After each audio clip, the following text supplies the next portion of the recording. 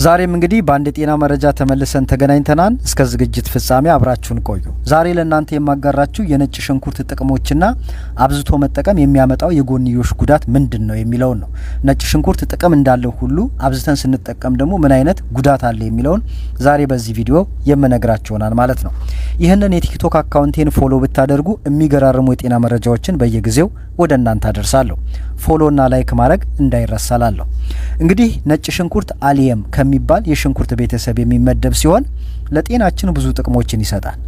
ነጭ ሽንኩርት በውስጡ የደም መርጋትን የሚከላከል ንጥረ ነገርንም ይይዛል። የደም ግፊትን መጨመርን ይከላከላል። በነጭ ሽንኩርት ውስጥ የሚገኝ ንጥረ ነገር በፈንገስ ምክንያት ለሚከሰቱ የቆዳ ህመሞች መድኃኒትነት አለው። በሰውነታችን በአለርጂ እንዳይጠቃ የማድረግ አቅም አለው። በሰውነት ላይ ለሚወጣ ሽፍታ በአንዳንድ ነፍሳት ምክንያት የሚወጣን ሽፍታም ይከላከላል። ነጭ ሽንኩርት በጉንፋን የመያዝ ሁኔታን በከፍተኛ ደረጃ ይቀንሳል። ከተያዝንም በኋላ እንዳይበረታብን ቶሎ እንድንድንም ይረዳል። በከፍተኛ ደረጃ ባክቴሪያና ቫይረሶችን የማጥፋት ብቃት ያለው የምግብ አይነት ነው። ነጭ ሽንኩርት በሰውነታችን የሚመነጨውን የኢንሱሊን መጠን በመጨመር በደም ውስጥ የሚገኘ የስኳር መጠንን በመቆጣጠር ለስኳር ህመም ጠቀሜታነትን ይሰጣል። ከእድሜ መጨመር የተነሳ የሚከሰት የደም ቧንቧ ጥበትን የመከላከል ጥቅም ያለው ነጭ ሽንኩርት ይህንን በማድረግ በደም ቧንቧ ጥበት ምክንያት የሚከሰት የልብ ህመምን ማስታገስ ወይም ደግሞ መከላከል ይቻላል። በሰውነት ውስጥ ያለውን የኮሌስትሮል መጠን በመቀነስ በደም ቧንቧ ላይ የሚገኘውን ስብ መጠን እንዲቀንስ ያደርጋል። የተፈጨ ነጭ ሽንኩርት ጥርሳችን በሚያመን ቦታ ላይ በማድረግ ባክቴሪያዎችን ማጥፋት፣ ህመም የመቀነስ አቅምም አለው ማለት ነው። ይህንን ካልን እንግዲህ ከመጠን በላይ መጠቀም የሚያመጣው የጎንዮሽ ጉዳት ምንድን ነው? ነጭ ሽንኩርትን ከአቅም በላይ በምንጠቀምበት ጊዜ ምን አይነት ችግር ሊያጋጥመን ይችላል? የመጀመሪያው የጉበት በሽታ ነው።